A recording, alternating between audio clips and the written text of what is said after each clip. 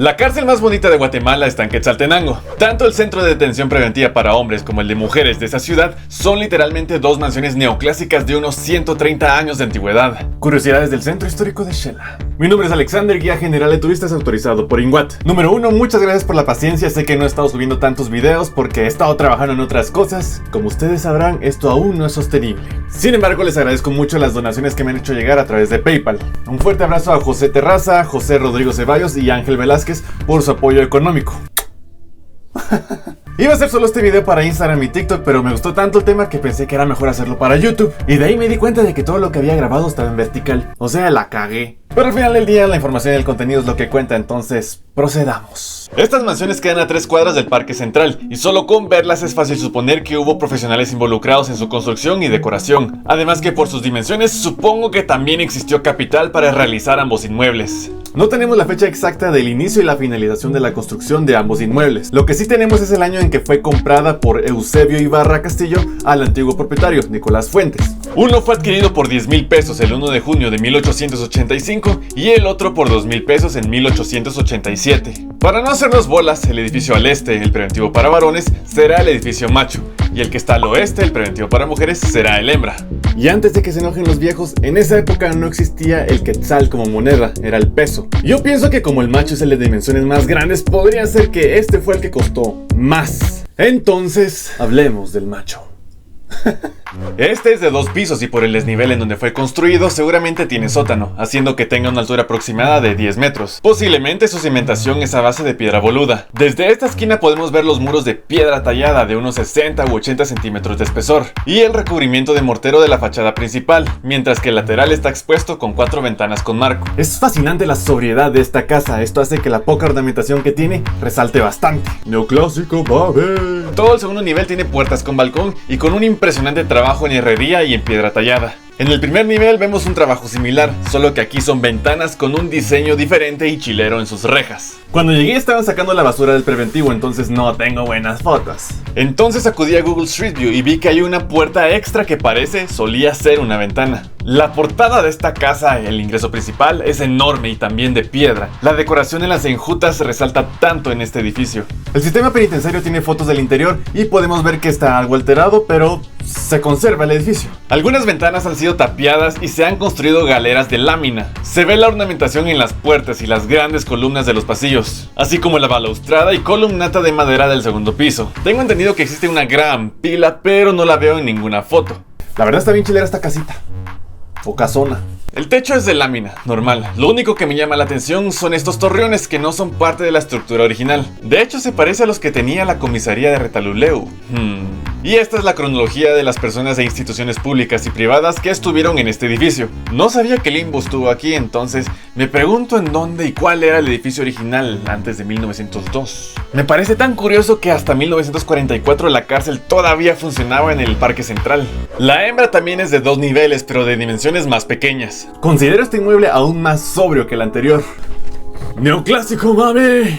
El segundo nivel tiene puertas y ventanas tapiadas con remate de balcón y rejas. En el primer nivel también vemos ventanas tapiadas, pero con aún menos ornamentación que las anteriores. Nuevamente una gran portada de ingreso en donde resaltan las enjutas y que conserva una puerta de madera con un diseño que va en armonía con el resto del edificio. En fotos vemos que existe un techo de madera y arcos en su patio interior. Además de grandes columnas, vemos también un poco de ornamentación en los marcos de las puertas. No encontré ningún trabajo arquitectónico de este edificio, entonces es hora de suponer.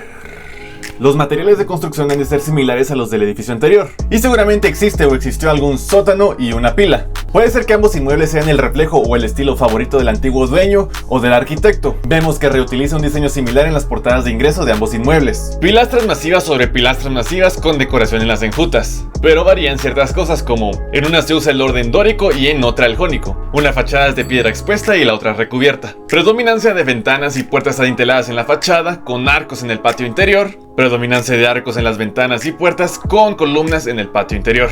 Tengo entendido que desde que esta residencia fue comprada, ya sea en 1885 o 1887, fue residencia del dueño y de su familia, hasta que él muere en 1917. Una placa en la fachada señala que desde 1941 a 1945 ahí funcionó la ENCO. Seguramente las siglas significan algo como Escuela Nacional de algo de Occidente. Tampoco hay claridad sobre el por qué estas propiedades son ahora del Estado. Algunos dicen que fueron hipotecadas por los herederos. En la tradición oral de Quetzaltenango existe un personaje bastante famoso que se llama Don Chevo Ibarra. A grandes rasgos, este personaje es usado en chistes donde él es el protagonista bobo en situaciones torpes. Y usualmente hay una moraleja, reflexión o refrán al final. No seas chevo significa no seas bobo. Este personaje está inspirado en una persona que sí existió, Eusebio Ibarra Castillo, que a diferencia del mito, este señor era un crack para los negocios y tenía un montón de propiedades rurales y urbanas, como estas casas, en varios departamentos, como Retaluleu y Quetzaltenango. La cuestión es que este señor quedó grabado en el imaginario quetzalteco porque era un millonario muy carismático, excéntrico, inteligente y extrovertido. Y tuvo mucho sexo también, hizo como 16 hijos con diferente mujer. Solo diré que la AHF Guatemala da condones gratis, los pueden seguir en Instagram. Tengo entendido que las personas que están en un preventivo aún no han sido vencidas en juicio y por lo tanto no son culpables, pero como el sistema penitenciario de Guatemala está colapsado por la corrupción, ahí está mezclado de todo. Digo esto antes de que me comenten que hay que matarlos a todos por conservar un edificio. Es algo ilógico que un montón de piedras valga más que una vida. El guatemalteco es a veces muy hipócrita o detesta sus propios derechos humanos. Sin embargo, la Organización Mundial contra la Tortura, Derechos Humanos, también concluyó que el inmueble es insalubre y que tiene una pésima infraestructura. Obviamente al final se diseñó como una mansión residencial, no como cárcel, que al final también los intentos de fuga la dañan. Creo que una gran cantidad de guatemaltecos estará de acuerdo en el valor histórico, artístico, cultural y potencial turístico que este inmueble tiene. No todos son culpables y no se trata de humillarlos, sino cuando salgan van a ser monstruos vengativos y resentidos con la sociedad, como Alejandro Yamatei. Ahora que está saliendo a la luz que muchos funcionarios públicos han plagiado su tesis, vean las referencias que usé en este video. Las tesis bien hechas sí sirven, contrario a lo que muchos piensan. Información de Guatemala existe, lo cagado es que no está digitalizada. Aquí solo le doy un poco de difusión. Yo quiero que mi tesis la aporte a la academia. Por otro lado, me cuesta empezar. Solo esto y el privado me falta y ya, seré licenciado. Muchas gracias por ver el video, compártanlo, dejen su like y comentario. Y si quieren y pueden hacer una donación, pueden hacerlo a través de mi cuenta de PayPal o cuenta bancaria. El link y la información está en la descripción de este video. Una película en donde una residencial se convierte en un lugar donde no podés escapar sería Dredd. Es buena, está en chilera, pero hay un poco de sangre. Si no, está la de Alcatraz con Clint Eastwood y La Roca con Sean Connery. Mucha película vieja, no, esta vez mejor comenten ustedes una que tenga que ver con esto. Adiós.